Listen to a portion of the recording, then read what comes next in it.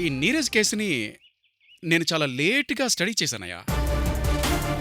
కానీ లేటెస్ట్గా కొత్త కొత్త డౌట్స్ క్రియేట్ అవుతున్నాయి నాకు. సార్, ఇన్వెస్టిగేషన్లో నాకు ఒకసారి క్లారిటీ, మరోసారి డౌట్లు వస్తున్నాయి సార్.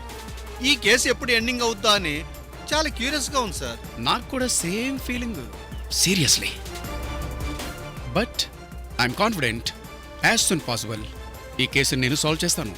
సరే సార్, ఇప్పుడు హరిశ్చంద్రరావు గారు రెండో కోడలికి మన గంగమ్మ తల్లి కంటి వజ్రాల కేసుకి లింక్ ఏంటి? ఆ వజ్రాల వ్యాపారి నీరజ్ గంగమ్మ కంటి వజ్రాలను వెతుక్కుంటూ వచ్చాడు. అవును సార్. కానీ సడన్ గా హరిశ్చంద్రరావు గారి కోడలి చేతిలో చచ్చిపోయాడు. అవును సార్. తనని కిడ్నాప్ చేసి పెళ్లి చేసుకోవాలని బలవంతం చేస్తే ప్రాణరక్షణ కోసం అతన్ని సజ్జ చంపేసింది. అది సత్య కేసు. కానీ గంగమ్మ తల్లి వజ్రాల కేసుకి సత్య కేసుకి ఏదో లింక్ ఉందని నా సిక్స్త్ సెన్స్ చెబుతుంది. సరే సార్, మనకు కావాల్సింది సాక్ష్యాలు. వెంకటేష్, చాలా పెద్ద పెద్ద కేసులు కామన్ సెన్స్తో సొల్యూషన్స్ వస్తాయి. కానీ ఇలాంటి క్రిటికల్ కేసులు మాత్రం సిక్స్త్ సెన్స్తో సొల్యూషన్స్ వస్తాయి. మీ సిక్స్త్ సెన్స్ కూడా ఏదో ఒక బేస్ ఉండాలి కదా సార్? ఉంది. ఏంటి సార్ అది? హరిశ్చంద్ర ప్రసాద్ గారి family native place Gangavaram. Gangamma గుడి ఉండే ఊరికి 10 కిలోమీటర్స్ దూరంలో ఉంది. హరిశ్చంద్రరావు గారు ఆ ఊరు వదిలి హైదరాబాద్ మైగ్రేట్ అయి వెళ్ళిపోయాక తిరిగి మళ్ళీ గంగవరం వైపు వెళ్ళలేదు. ఆయన మైగ్రేట్ అయ్యే టైంలో అప్పుల్లో ఉండి ఊరు నుంచి పారిపోయాడు. అతను పారిపోయే టైంలో అదే టైంలో గంగమ్మ గుడిలో దొంగతనం జరిగింది. సార్, మీరు రాంగ్ రూట్లో వెళ్తున్నారు. What you mean? సార్, మీరేదేదో ఊహించుకుంటున్నారు. అసలు బంగారు నాణ్యాల గురించి ఏమైంది? ఈ సత్య ఎవరు, నీరజ్ ఎవరు? ఆ కేసుకి ఈ కేసుకి సంబంధం ఏంటి? నాకేం అర్థం కావట్లేదు సార్. వెంకటేష్, సీరియస్లీ నీకు తర్వాత అర్థమవుతుంది. ముందు ఆ హరిశ్చంద్రరావు గారి ఫ్యామిలీ మీద, అలాగే ఆ ఇంటి చిన్న కోడలు సత్య మీద నిఘా పెట్టి ఉండు. అలాగే సార్. సీరియస్లీ, నేరస్తులు నేరస్తుల్లా కనిపించరు, దుర్మార్గులు దుర్మార్గుల్లా కనిపించరు. నిద్రపోతున్న పాములు పురుకోస తాళల్లా పడి ఉంటాయి, కానీ కాటేసి తప్పించుకుంటాయి. ఈ కేసు కూడా ఆ టైపే. సీరియస్లీ, ఇలాంటి కేసులు ఒక పట్టాన కొలిక్కి రావు. మనమే పట్టాలెక్కించి పట్టుకోవాలి, ట్రేస్ చేయాలి.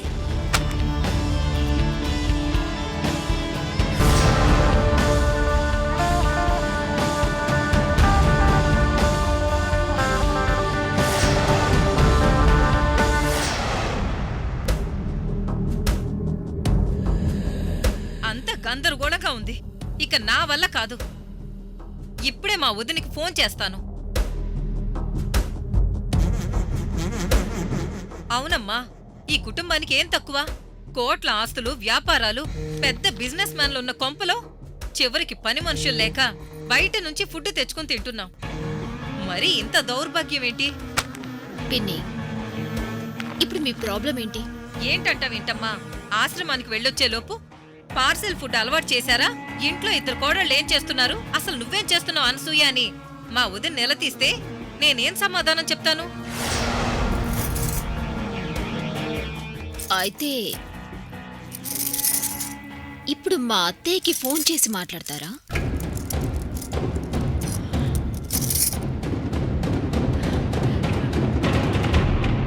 నాదే ఉందిలేమ్మా, అలా వచ్చి ఇలా వెళ్ళిపోయేదాన్ని. ఎంతవరకు జరుగుతుందో చూద్దాం. Very good.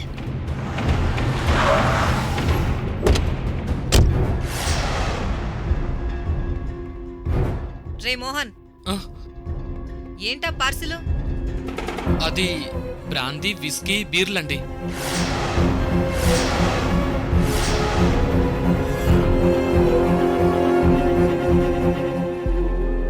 ఆగు, బ్రాందీ, విస్కీ, బీరేంటి? అసలు ఎవరికి? అఖిల్ బాబు గారి కోసం. అఖిల్ తెమ్మని నీకు చెప్పారా? కాదు మేడం, కావేరి మేడం ఫోన్ చేసి తీసుకురమ్మని చెప్పారు.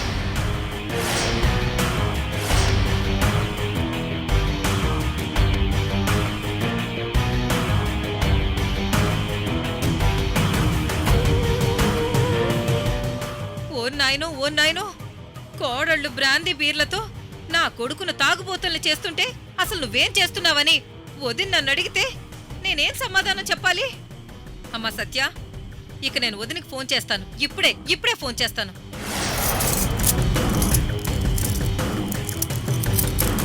పిన్ని, ఈ మధ్య గోల్డ్ రేట్లు బాగా పెరుగుతున్నాయంట కదా? అవునమ్మా, చాలా పెరుగుతున్నాయి. అది సరే పిన్ని, అఖిల్ బాబేంటి ఇలా డైరెక్ట్గా ఇంటినే బార్ చేస్తున్నాడు? ఏమోనమ్మా, భర్త మందు కావాలి అంటే మాత్రం ఏ భార్య అయినా ఇంటిని బార్ చేసేస్తుందా? బుద్ధుండక్కర్లేదు. ఈ పాయింట్ మీదే మనకి చర్చ జరగాలి. యు గాట్ ఇట్ పిన్ని? ఆ ఇప్పుడు గాట్ ఇట్. కావేరిని బయటికి పంపిస్తానని నాకు మాట.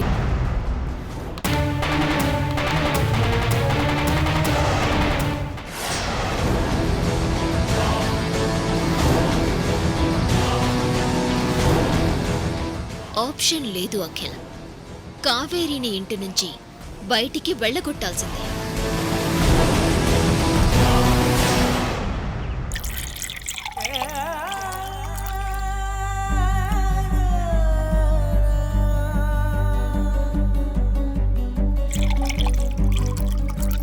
మేడం, ఇలా ఇవ్వండి, నేను పోస్తాను.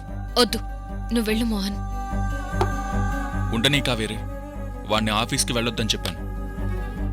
మీకు కావాల్సింది తెచ్చిపెట్టాడు కదా, వెళ్ళనివ్వండి. మధ్యలో నాకేదన్నా అవసరం అయితే మళ్ళీ రావాలి కదా. మీ ఇష్టం. తీసుకోండి.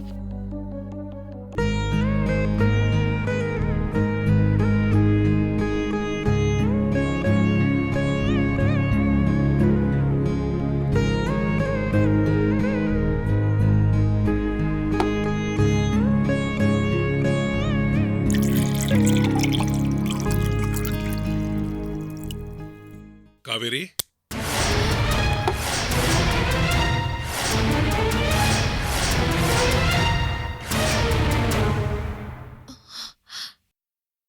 ఏంటి నువ్వు చేసేది? బాబు, ఏంటిది? భార్య చేత మందు ప్రిపేర్ చేయించుకుని తాగుతున్నావా? తప్పే ఉంది తాతయ్య.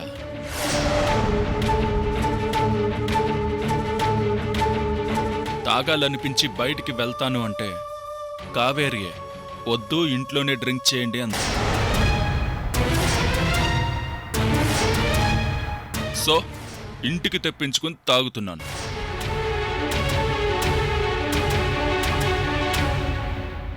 చూడు బాబు, డ్రింక్ చేయడం బిజినెస్ కల్చర్ కావచ్చు, కానీ నీ ఆరోగ్యం బాగా లేనప్పుడు నువ్విలా నట్టింట్లో తాగటం పద్ధతి కాదు బాబు.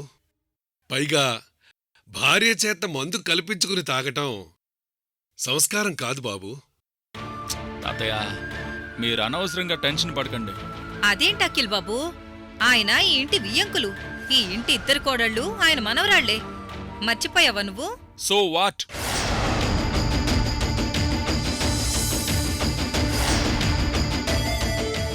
నేను మీ మనవరాల్ని తీసుకుని మీ ఇంటికొచ్చి తాగితే మీరు పద్ధతి కాదు అని చెప్పడంలో పద్ధతి ఉంది. నా ఇంట్లో నేను తాగడం తప్పు కాదు. సరే, తాగుతున్నాను. పెద్దరికంతో పద్ధతిగా చెప్పారు, గుడ్. కానీ అవతలి వాళ్ళు విన్నారా? సరే, లేదంటే లేదు. అంతటితో డిస్కషన్ ఆపేసి వెళ్ళిపోవాలి.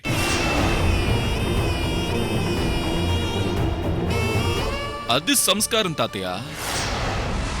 చూడండి తాతయ్య, బియ్యంకులైతే ఏంటి, ఇలా పర్సనల్ విషయాల్లో జోక్యం చేసుకోకూడదు. దయచేసి వెళ్ళండి. బావగారు, తాతయ్యతో ఇలాగేనా మాట్లాడేది? చూడు, డ్రింక్ డోస్ ఎక్కువైతే నేనింక ఎలా మాట్లాడతానో నాకే తెలియదు సత్య. ఏంటి కావేరి అలా నిలబడ్డావు? ఏం మాట్లాడవా నువ్వు? మా ఆయన చెప్తుంది కరెక్టే కదా సత్యమ్మ గారు? ఏంటి కరెక్ట్? ఆ? ఇదంతా చూసి తాతయ్య తట్టుకోలేరని నీకు తెలీదా? తాతయ్యకి అన్నీ తెలుసు. తాతయ్య, కావేరికి పిచ్చి ముదిరింది. నువ్వే మాట్లాడు. నా వల్ల కాదు. కాదమ్మా, అబ్బాయి మరీ ఇలా ప్రవర్తిస్తుంటే నువ్వింకా వెనకేసుకొస్తావేంటి? మీరే కదా తాతయ్య చెప్పారు, పెద్ద కోడలు అన్నాక 1,00,000 సమస్యలు వస్తాయి, అన్నీ సర్దుకుపోవాలి, సాల్వ్ చేసుకోవాలి అని. సాల్వ్ చేసుకోవడం అంటే ఇలానా? తాతయ్య, అవన్నీ నాకు తెలీదు. నా భర్తకి ఏం కావాలో అది ఇవ్వడం భార్యగా నా బాధ్యత. అదే నేను చేస్తున్నాను, అంతే.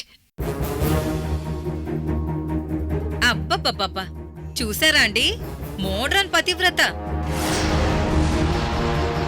ఇలాంటి భార్య దొరకటం నిజంగా అదృష్టం కదూ.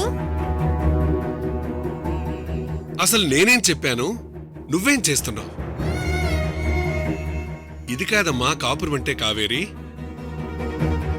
అబ్బాయి గుణవంతుడనుకున్నానే కాని ఇలా ప్రవర్తిస్తున్నాడు అంటే నమ్మకం కుదరటం లేదు.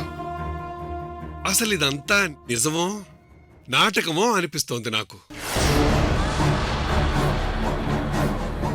తాతయ్య, ఇక్కడవన్నీ మర్చిపోయి మీరు వెళ్ళండి. తాతయ్య, మీరు ఆ పని చేయడమే బెస్ట్. ఈ ఇంటికి కోడల్ని చెయ్యాలన్న మీ కల నెరవేరింది. అలాగే మీ అనాథ మనవరాల వల్ల ఈ కొంప కొల్లేరవ్వాలని ఆ కల కూడా కనండి.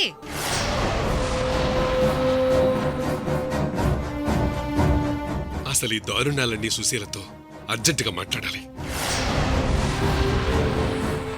తాతయ్య, తెలియాల్సొచ్చినప్పుడు అన్నీ తెలుస్తాయి. అంతవరకు మీరు ఓపిగ్గా ఉండండి ప్లీజ్.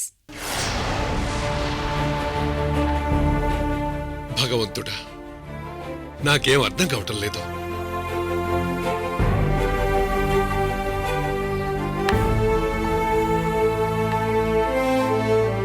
ఒరే మోహన్, ఇందాకటి నుంచి చూస్తున్నాను, ఇక్కడ నువ్వేం చేస్తున్నావురా? బాస్ ఇక్కడే ఉండమంటే ఉన్నానమ్మగారు. ఇలాంటి విషయాలు బయటికి వెళ్ళాయంటే నీలాంటి పని వాళ్ళ వల్లే. కాస్త మా పరువు మర్యాదలు నిలబెట్టు, సరేనా? అత్తయ్య, పాపం వాణ్ణి వదిలేయండి. ఈ ఇంట్లో ఏం జరుగుతుందో వాడికేం తెలుసు? తెలియాల్సిన వాళ్లకు తెలిసే అన్నీ జరుగుతుంటాయి, కానీ ఏమీ తెలియనట్టుంటారు.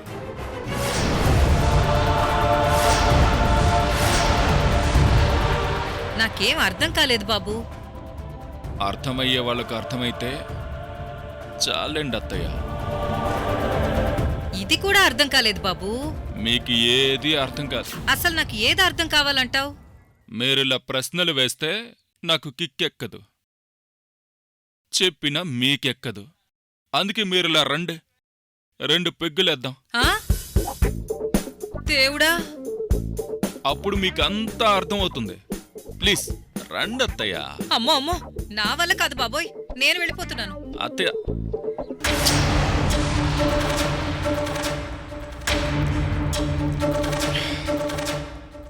ఓకే సత్య, కమాన్ కూర్చో, రా కూర్చో. అర్థమయ్యే వాళ్ళకి అర్థమైంది. మీరు కానివ్వండి బావుగారు. ఈ యజ్ఞంలో నువ్వు చెయ్యి వేయాల్సిన బాధ్యత నీకుంది సత్య. ఒక రకంగా చెప్పాలంటే ఇదంతా ఎవరి కోసం?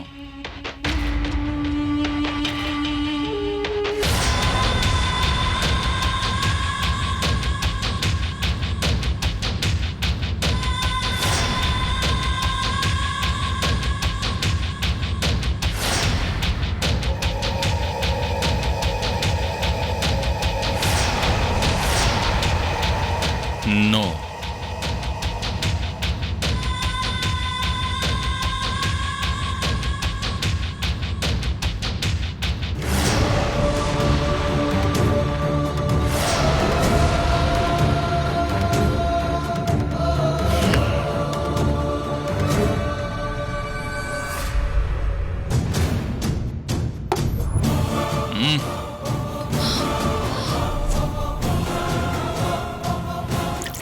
Oh my God.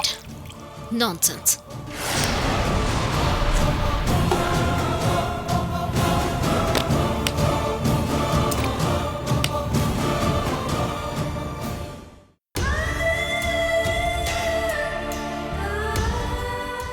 మనిషి జీవితం ఒక రంగస్థలం.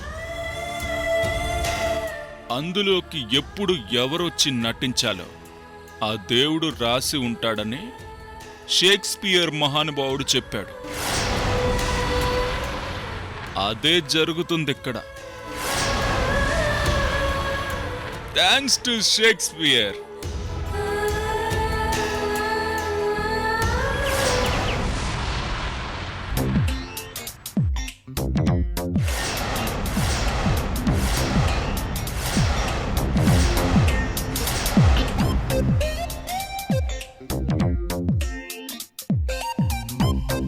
స్వామి, ఆఫీస్ మూడ్లో నుంచి బయటికి రండి. ఆఫీస్ మోడ్ కాదు కార్తిక, అన్నయ్య గురించి ఆలోచిస్తున్నాను.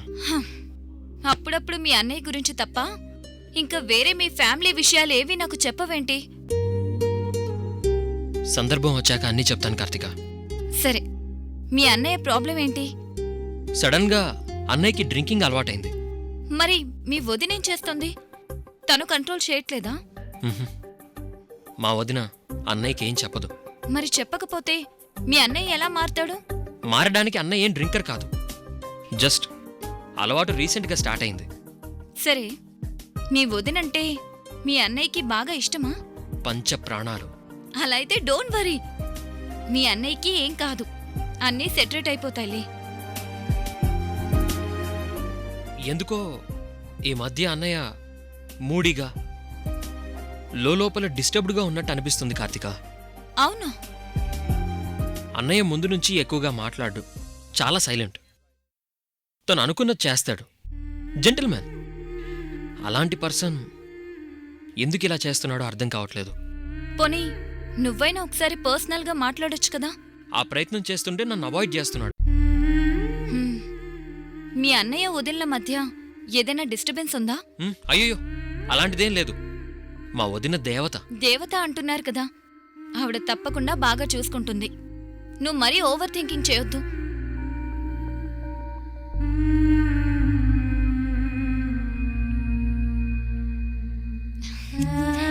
ఈరోజు నీకొకటి చూపించాలి. చూపించడమా? ఏంటది? అబ్బాయి గారికి సందు దొరికితే చాలు. ఆగండి ఆగండి.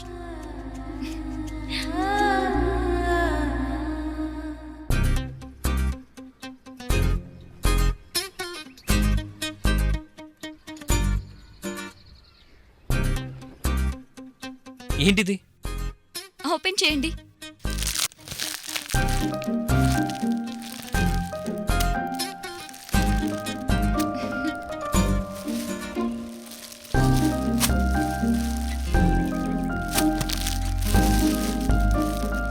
ఏంటిది?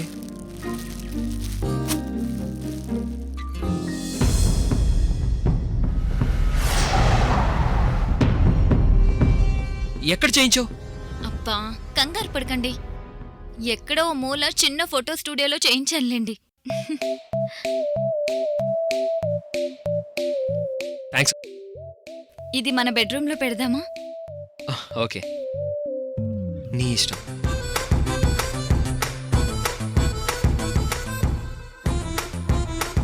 బెడ్రూమ్లో ఫోటో తగిలించడానికి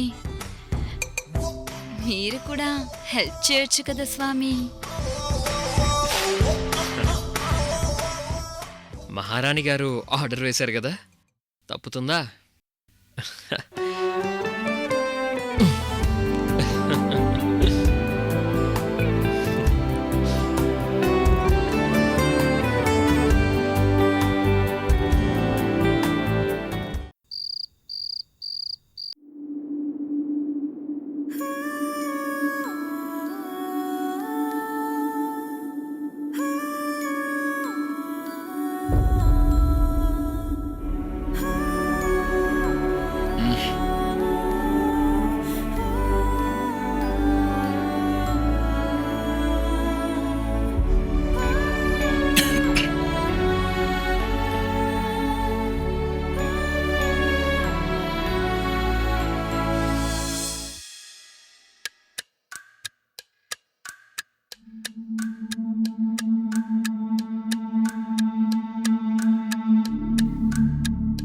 తాతయ్య దగ్గర అఖిల్ కావాలనే గొడవ పడేలా మాట్లాడాడు అంటే కావేరీని బయటికి పంపే పని మొదలుపెట్టాడా?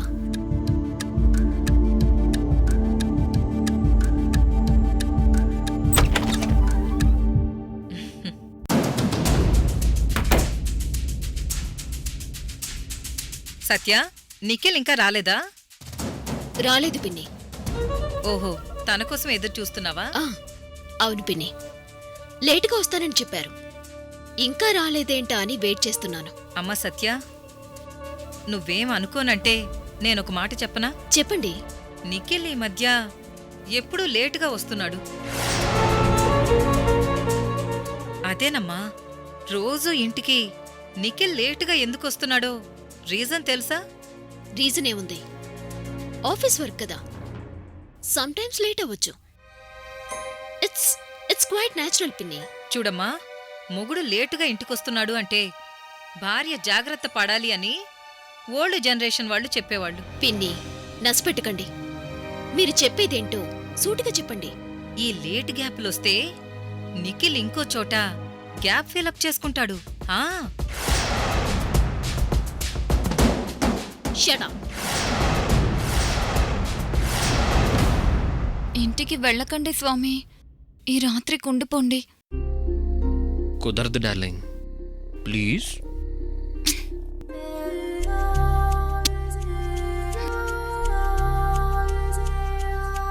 అంటే పరిస్థితుల వల్ల. మా భార్యాభర్తల పర్సనల్ లైఫ్ గురించి మీరేం అడ్వైస్ ఇవ్వక్కర్లేదు. నాకన్నీ తెలుసు. అలాగే సత్య, ఇంకెప్పుడు మాట్లాడను. Good night. గుడ్ నైట్ అమ్మా.